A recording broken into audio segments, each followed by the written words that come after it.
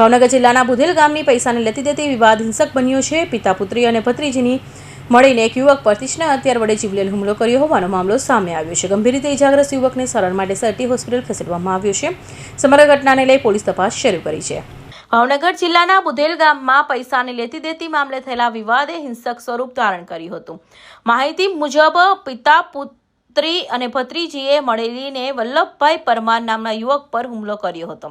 આરોપીએ તીક્ષ્ણ હથિયાર વડે ઘા ઝીકતા યુવકને ગંભીર ઈજા પહોંચી હતી। મારું બટુભાઈ કયા ગામથી આવો છો? શું બનાવ બન્યો? બુધેલથી।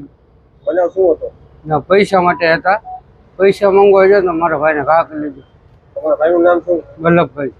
એની પર કોણે ઘા કીધો? મારી બેને। શું કારણ શું હતું મારવાનું? પૈસા માટે। કેટલા પૈસા માંગતો હતો? 3000 રૂપિયા।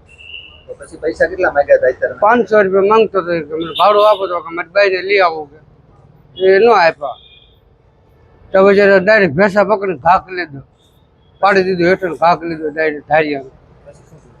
હા તો પછી શું નામ છે? મારું ભાઈનું નામ શું? રતનભાઈ। બીજા કોણ હતા? એના ઘરવાળા પદુભાઈ। કેટલા જણા દ્વારા મારવામાં આવ્યા? 2 થી। આ વિશે પોલીસ ફરિયાદ કરવાના છો? હા। ફિરોઝ મલેક, ભાવનગર।